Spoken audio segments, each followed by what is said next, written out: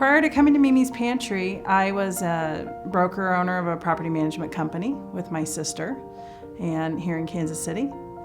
And I became involved with Mimi's Pantry because our founder, Dennis Curtin, who happens to be my father, one day said he was interested in opening a food pantry. And I said, if you do that, I would be interested in being involved. I determined that food supply was never really the problem. It's food distribution is the problem. And that has rolled around in my head for years, knowing that if we could create, a vehicle to get to the food to the people that need it at that time, there's plenty of food out there if we could just get those two resources together. When I started the pantry, I started it with the story that I learned from my mom. My hope and my goal was that this would turn into a community asset. The current food insecurity rate in our two counties is 1 in 8 families, but the predicted rate with COVID by the end of this year is 1 in 6 families. And the sad part about that, even more so than the 1 in 6, is that that's 1 in 4 children. That's just hard to swallow. And that's also where we know that even though it's a tiny little dent, that we are at least making a difference and helping people that really need it. So I always tell this story, and this really makes an impact with a lot of people, particularly business people.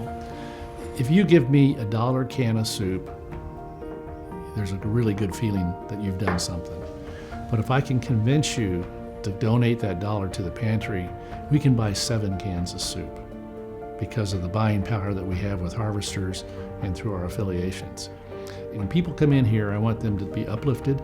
I want them to realize that, hey, by the grace of God, it could be us. Anybody in this position could be, right where you are.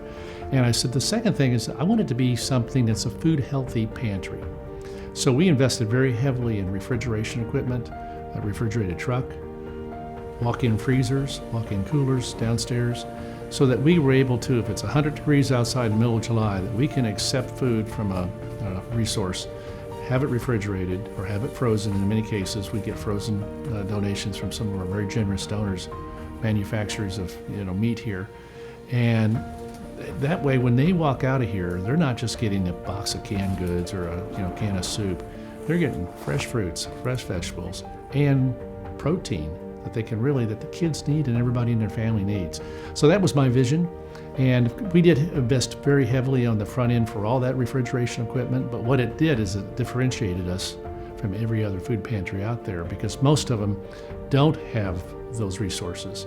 So I think that is just part of the experience when they get here. They're blown away that they're getting things that they would love to see at the grocery store, but they can't afford to have it. So that's another, I think, an uplifting experience that happens here. A lot of our volunteers are realtors, and we love that. They're people.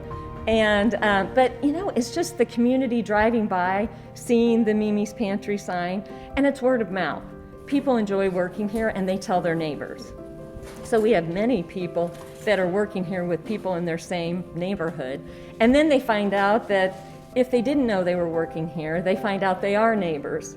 So before COVID, we would shop with our guests. We were their buddy. And we would get to know them, we would laugh with them, cry with them. Then we went into COVID mode and had to box the food.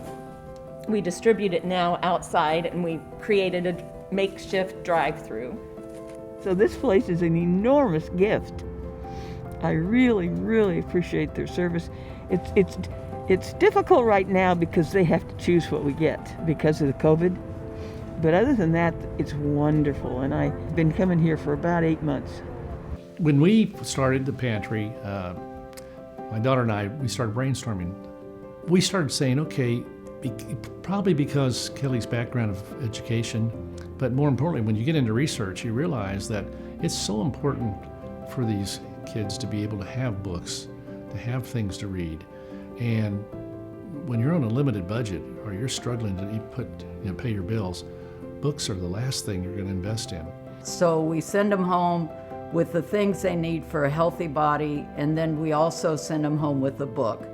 And that feeds their mental health, and then they're a more rounded person. We know that kids thrive in school when they have books in the home and when they're well fed and healthy. There was one time I was shopping with a gal, and I was her buddy, and she just stopped in the middle of the pantry and started to get teary-eyed, and then it made me teary-eyed, and she just said, "This is amazing. This is just truly a blessing." And to know you're helping your local community is a great feeling. Mom was pretty special. I mean, like all of our moms are. But she was, nobody could leave her house with an empty stomach.